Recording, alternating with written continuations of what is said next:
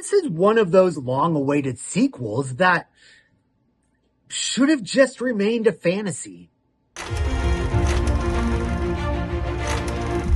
Now, when you have beloved zombie classics like 28 Days Later and 28 Weeks Later, you have to ask yourself, can it get any better than this? Now, that's not counting Zombieland, because that movie is in a totally different category. I love both. Whereas Zombieland is a comedy first and foremost, the 28 movies are pure nightmare fuel is all they are. And I think what hurt 28 Years Later the most is just the buildup of expectations.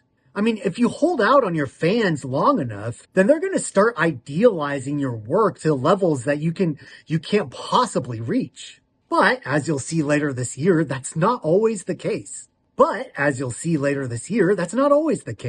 Sometimes exceptions can be made.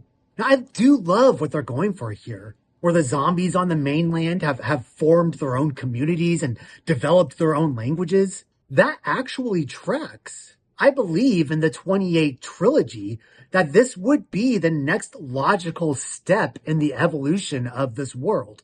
It's like so many other movies with the right ingredients, but it still comes out short. The ingredients are all there, but the measurements are wrong. When I think of 28 Days Later, I think of just chaotic, frenzied energy with loud techno music and pure carnage throughout. When I think of 28 Weeks Later, I think about how much I really love the new cast of characters.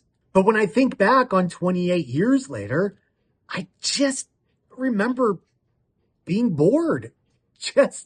There were some cool shots of zombies doing some cool things, but I feel like those were far and few in between.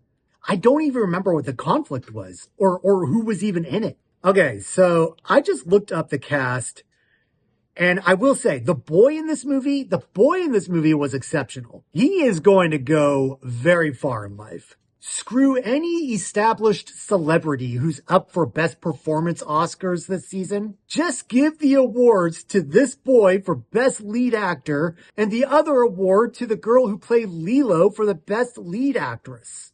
That's what I like about this boy and Lilo. Their performances is they don't feel like they're performing. They're just living in this world that we already believe in, and they're reacting to it as a real human being would. I also see that Ralph Fiennes was in this.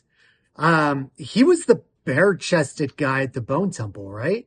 Like, there was a lot of dialogue in this movie, and it wasn't any dialogue worth remembering. So sadly, I recommend you put 28 Years Later at the bottom of your watch list. And if you ever get to it, cool. But if not, I mean, whatever. Who knows? Maybe they had 28 Years Later, The Bone Temple on reserve in case this one didn't do as well as expected. We'll see.